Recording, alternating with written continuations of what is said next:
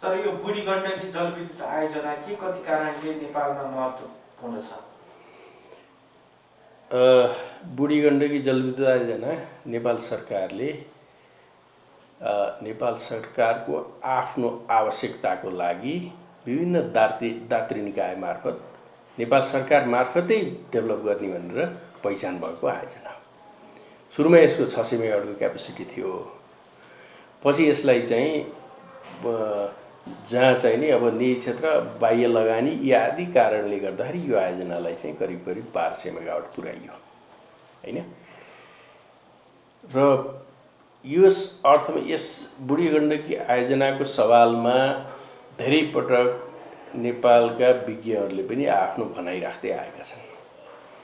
र यो बुढी गण्डकी आयोजनालाई नेपालको आफ्नो आर्थिक विकासको लागि महत्त्वपूर्ण किन मानियो भने यो आयोजना हाम्रो लोड सेन्टर विशेष गरी औद्योगिक कोरिडोरको नजिक रहेको आयोजना हो। काठमाडौँको नजिक रहेको आयोजना हो, पोखराको नजिक रहेको आयोजना हो, हेटौँडा कोरिडोरको नजिक रहेको आयोजना हो र सेन्ट्रल जुन हाम्रो चाहिँ नि यो भनौँ न यो 3 नम्बर क्षेत्र त्यसमाथि पनि राजधानी नजिकै भएको आयोजनाको कारणले गर्दा यो आयोजना अत्यन्त रणनीतिक हिसाबले र आर्थिक विकासका हिसाबले पनि रणनीतिक आर्थिक विकास र इनर्जी सेक्युरिटीको हिसाबले पनि अत्यन्त महत्त्वपूर्ण आयोजनाको रूपमा चाहिँ नेपाल सरकारले पहिचान गरेको र नेपाल सरकार भन्दा पनि पहिला चाहिँ नि नेपाल विद्युत प्राधिकरणले डेभलप गर्ने गरी त्यो सोचमा चाहिँ नि अध्ययन गरिएको आयोजना हो। जस्तो यो आयोजनाको लागत उत्पादन आदिले नेपालको विकासमा सरको जसमा लागि एकदम टल्क्यो कि हो खोल्न मिल्दैन होला सर है? खोल्न त मिल्छ अब यसरी राखे खोलेको ल ठिक छ। अति टल्क्यो कि ए ठिक छ। यो आयोजनाको लागत उत्पादन आदिले नेपालको विकासमा कसरी सहयोग पुग्छ? अब नेपालको आर्थिक विकासमा कसरी सहयोग पुग्छ भन्ने कुरा हेर्दाखेरि चाहिँ अघि मैले भने यो काठमाडौँको नजिक रहेको आयोजना जसले काठमाडौँमा भएका र काठमाडौँमा खपत हुने स्रोतलाई एड्रेस गर्न सक्छ। किनभने काठमाडौँ चाहिँ कमर्सियल हिसाबले पनि महत्त्वपूर्ण क्षेत्र हो। हेटौँडा चितवन पोखरा पछि नेपालका सबभन्दा बढी ऊर्जा खपत हुने एरियाहरू। त्यो हिसाबले चाहिँ यो आयोजना चाहिँ एकदमै महत्त्वपूर्ण मानिएको छ। जस्तो यसको लागत छ नि जस्तो लागत उत्पादनले कतिको प्रभाव पर्छ? यो आयोजना स्टोरेज भएको हुनाले हाम्रो यहाँको खपतको प्याटर्न जुन खपतको अवस्था छ त्यो हिसाबले हेर्दाखेरि नेपाललाई कमसे कम 600 मेगावाटको एउटा रिजर्वायर टाइपको आयोजनाको आवश्यकता पहिला पनि थियो, अहिले पनि छ र भविष्यमा त झन् त्यसको झन् ठुलो चाहिँ नि महत्त्व छ। किन भन्दा अहिले हेर्दाखेरि नेपालको समग्र चाहिँ नि विद्युत सप्लाईको अवस्थालाई कुलेखानी एउटा महत्त्वपूर्ण पार्ट भनेर मानिएको छ भने हामीलाई किन भन्दा हाम्रो यहाँको खपतको अवस्था हेर्दा हामी चाहिँ भर्खर बिजुली खपत गर्ने भन्दा नि बिजुलीलाई बत्तीको रूपमा प्रयोग गर्ने देशको रूपमा चिनिन्छौँ। यदि उद्योग र यी आदि चिजलाई एउटा भनौँ न निरन्तर विद्युत दिने अवस्था र आवश्यकता परेको बेलामा विद्युत दिने अवस्थाको हिसाबले हेर्ने हो भने रिजर्वायर प्रोजेक्ट नेपालको लागि चाहिँ अत्यन्त आवश्यकताको चिज भएको हुनाले लागत विशेष गरी अब तपाईले लागतको कुरामा आउनुभयो। यी आदि कारण प्राविधिक कारणले चाहिँ यो स्टोरेज प्रोजेक्ट भएको हुनाले यसको महत्त्व ठुलो छ हैन। लागतको हिसाबले हेर्ने हो भने करिब 2 खरब भन्दा माथिको आयोजना हो। भोलि गएर बनाउँदै गर्दा कति पुग्छ थाहा छैन। तामाकोसीलाई 35 अरब भनेको थियो, 1 खरब पुग्न लागिसक्यो भने अब यसको अवस्था के हुने त्यो आफ्नो पाटो छ। तर के छ भने लागत र उसको हिसाबले हेर्दाखेरि यसमा जतिसुकै लागत लागे पनि मैले अहिले फेरि त्यो मैले छुट दिएको होइन कुनै पनि व्यवस्थापनलाई, कुनै प्राधिकरणलाई, सरकारलाई त्यो मेरो आफ्नो एज ए नागरिक मैले त्यो छुट दिएको होइन।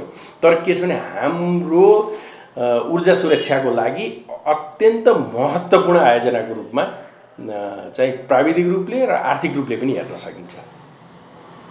जस्तो यो आयोजना किन यसरी बन्न नसकेको र यसमा ढिलाइ हुनुको कारण चाहिँ के हो जस्तो लाग्छ? अब यसलाई पोजिटिभ हिसाबले हेर्ने हो भने एक त यो ठुलो आयोजना हो। ठुलो आयोजना भइसकेपछि दाताहरूले त्यसको खपत र त्यसको एउटा चाहिँ नि व्यापारिक र आर्थिक सामाजिक क्रियाकलापमा यो आयोजनाको कतिको प्रभाव पर्छ भनेर एउटा एनालाइसिस गर्ने कुरा हो। अहिलेको बजार र खपतको अवस्थालाई हेर्दाखेरि यो आयोजना हामीलाई तुरुन्तै चाहिएको छ। अब त्यसको क्यापेसिटी कति हो भन्ने कुरामा म अलिकति पछि कुरा गरौँला, तपाईँले क्वेसन गर्नुभयो भने होइन। अब सरकारले बनाउने भन्यो, वास्तवमा सरकारले बनाउनै पर्छ, किन ठुल्ठुलो आयोजना सरकारले बनाउने हो। चाहे त्यो ग्रान्टबाट लिएर आओस्, चाहे आन्तरिक स्रोतबाट लिएर आओस्, यस्तो खालको आयोजना सरकारले बनाउनु पर्थ्यो होइन। यो आयोजना किन बनाउनु पर्थ्यो भन्दा यो हाम्रो कमर्सियल्ली भायबल आयोजनाको रूपमा नलिकन यो हाम्रो राष्ट्रको ऊर्जा सुरक्षाको लागि महत्त्वपूर्ण आयोजना भनेर सरकारले बनाउनु पर्थ्यो। त्यही हिसाबले चाहिँ विगतमा चाहिँ विभिन्न दाताहरूले आइडेन्टिफाई गरे, त्यसअनुसार फिजिबिलिटी पनि भयो, त्यो किसिमले अगाडि पनि बढ्यो। तर किन बन्न सकेन भने यो आयोजनामा धेरैको आँखा गढ्यो, इन्डियनहरूको नि आँखा गढ्यो। तपाईँले यो कुरा निकालिहाल्नुभयो। जतिखेर चाहिँ शेरबहादुर देउवा आफ्नो 4th कार्यकालमा काम गर्दै हुनुहुन्थ्यो, उहाँले चाहिँ इन्डियालाई दिने भनेर ठिक्क पार्नु भएको थियो। मार्केटमा आएको चिज हो यो पनि, हामीले चाहिँ नि भइसकेको चिज होइन, मार्केटमा आएको चिज जुन यसरी चाहिँ इन्डियालाई दिने भनेर त्यो लगभग तयारीमा पुगेको थियो। त्यसपछि उहाँको कार्यकाल सिद्धिएपछि फेरि यो आयोजना चाइनिज गेजुवा भन्ने कम्पनीलाई दिने भन्ने खालको चाहिँ अहिलेका वर्तमान प्रधानमन्त्रीको कालमा, यसभन्दा अघिल्लो कार्यकालमा सुरुवात भई त्यतिखेर त्यो कम्पनीलाई दिइयो पनि होइन।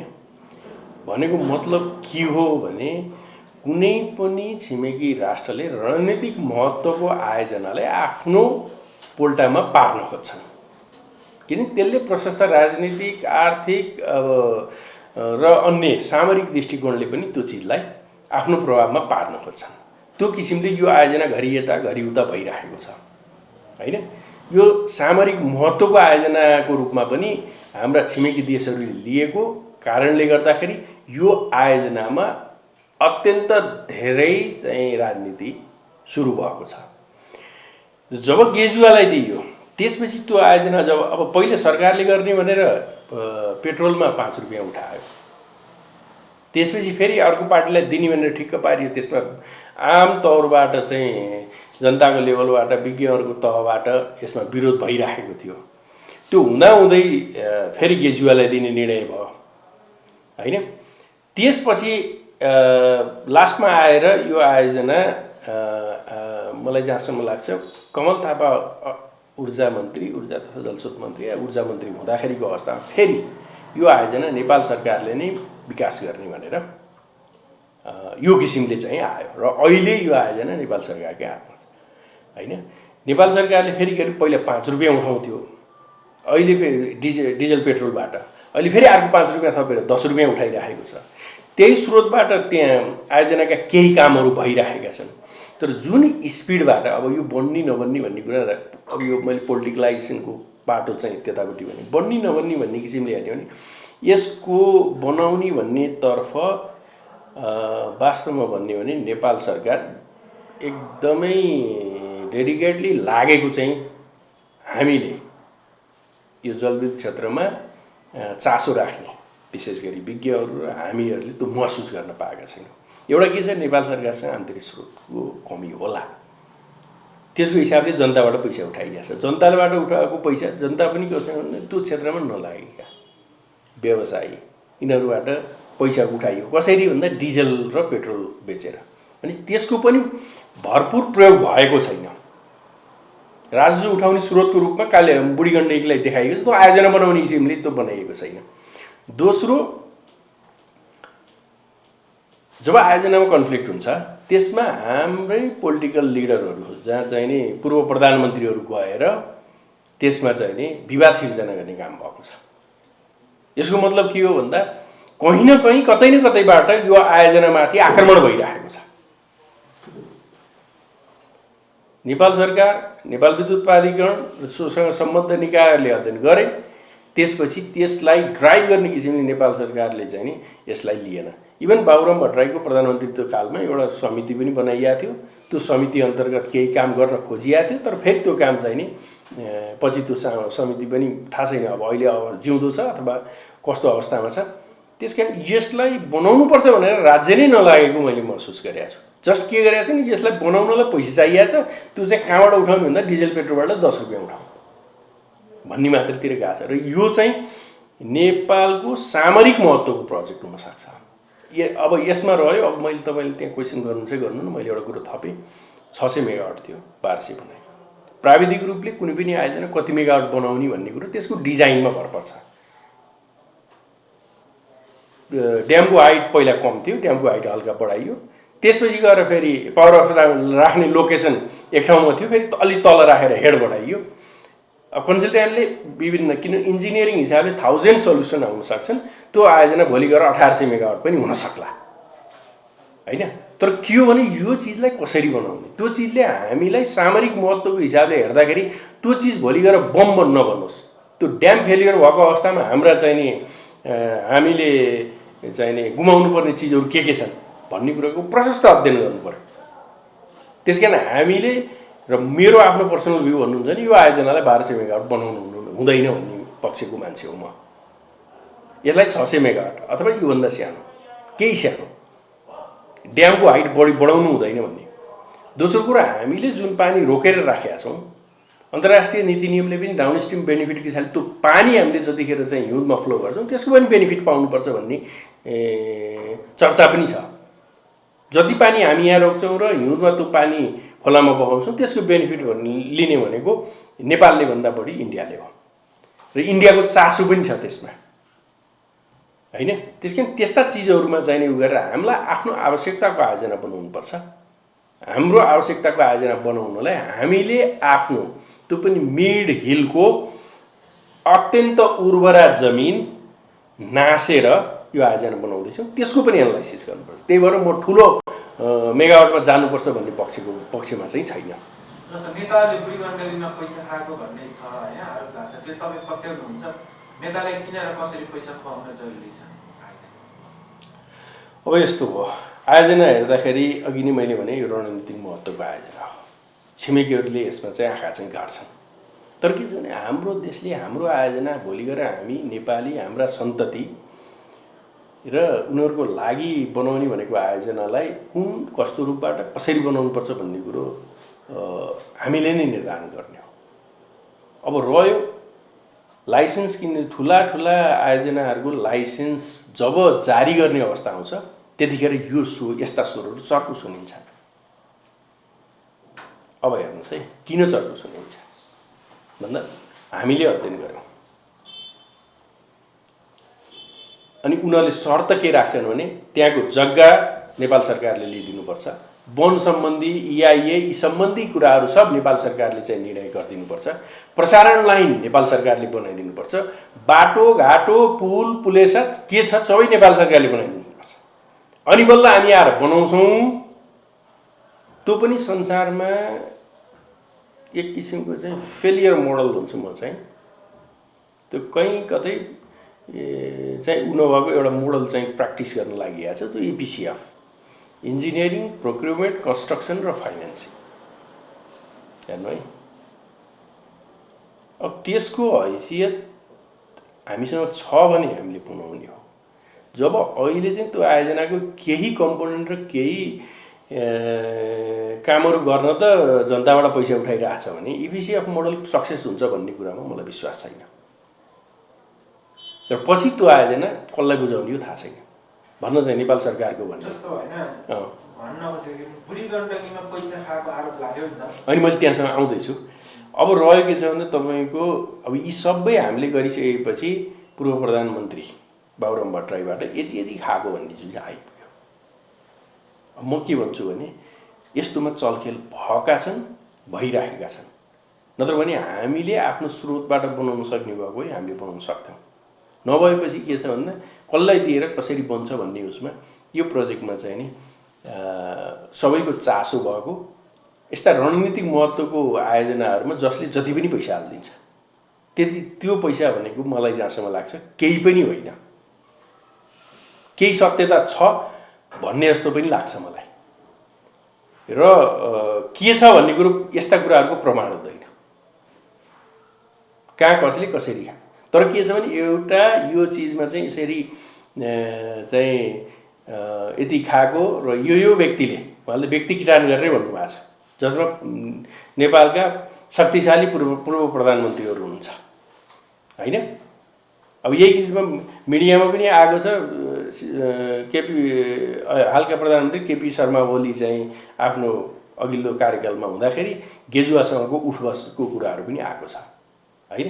त्यसकारण यी चिजहरूमा यो होइन भएन भन्न हामी यो क्षेत्रमा लागेका र यो क्षेत्रमा चासो राख्ने उसको हिसाबले हेर्दाखेरि मैले चाहिँ कुन दृष्टिकोण भने सामरिक महत्त्व र एउटा चाहिँ नि आकर्षक प्रोजेक्ट भोलि गएर यहाँको राजनीतिक वृत्तमा प्रभाव पार्ने र यहाँको सम्पूर्ण रूपमा चाहिँ राजनीतिक प्रणालीलाई प्रभाव पार्न सक्ने आयोजना भएको हुनाले त्यति त्यो बराबरको चलखेल भएन भन्न चाहिँ मैले पनि सकिनँ।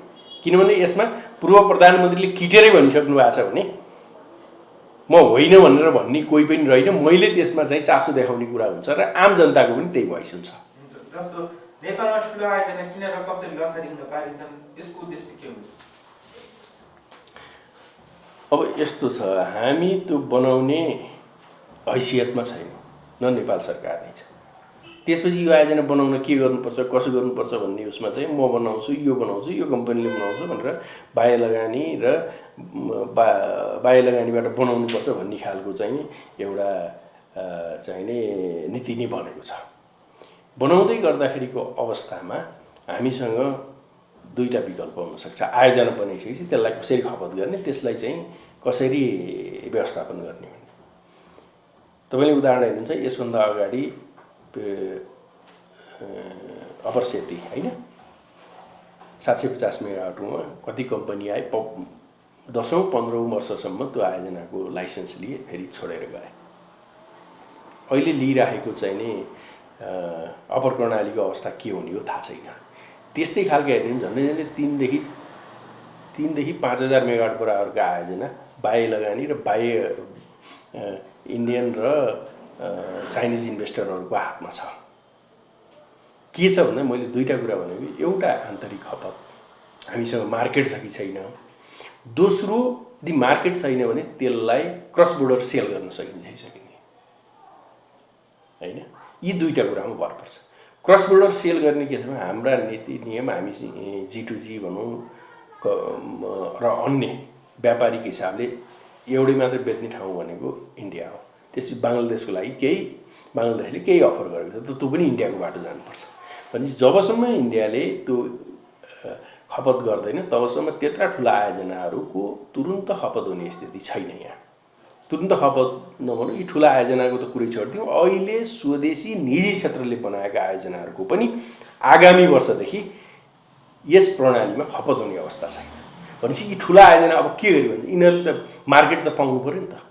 कि नेपाल सरकारले यिनको ग्यारेन्टी दिनु पऱ्यो, कि यिनीहरूले चाहिँ छिमेकी देशसँग इन्टरनेसनल हिसाबले चाहिँ त्यो एउटा क्रस बोर्डर लिङ्क तयार गरेर त्यहाँ बेच्न सक्नु पर्यो। यो एउटा आन्तरिक कुरा हो होइन। सबभन्दा मुख्य कुरो यसैमा लुकेको छ। त्यसपछि गएर अब दिएका चिज पनि किन बनेनन् भन्ने क्वेसन आउन सक्छ होइन। त्यो चिजमा हामी कहाँ इन्भेस्टमेन्ट फ्रेन्डली वातावरण बनेको छैन है। भर्खर मात्रै एउटा चाहिँ 216 मेगावाटको त्रिशुलीमा एउटा आयोजना बाह्य लगानीमा आएको छ। केही चाइनिज इन्भेस्टरहरू आएर गरेका छन् र एउटा इन्डियन इन्भेस्टरहरूको आयोजना बनेको छ। त्यो पनि के छ भने इन्डियन इन्भेस्टरको चाहिँ इन्डियाले ग्यारेन्टेड पर्चेजको ग्यारेन्टी लिएको अवस्थामा त्यो बनेको छ। इन्डियन इन्भेस्टरको अपर कर्णाली त्यो पर्चेजको ग्यारेन्टी नभएको कारणले गर्दाखेरि बङ्गलादेशमा 500 मेगावाट बराबरको पिपिए गर्ने भनेर एमओयूबाट टुङ्गिएको छ। त्यसकारण हामीले यी दुईटा चिजलाई हेर्नुपर्छ र आयोजना त्यसपछि के हुन्छ भन्दा इन्भेस्टरले ठाउँ देख्दैन, यहाँ वातावरण छैन, नेपाल सरकारले त्यो वातावरण बनाएकै छैन भने आयोजनामा लगानी कसरी हुन्छ? अवस्था त्यो रहेको हो। देश बनाउँछु भन्ने नेताहरूले आयोजनाबाट पैसा खान्छन् होला र तपाईँको विश्वास लाग्छ?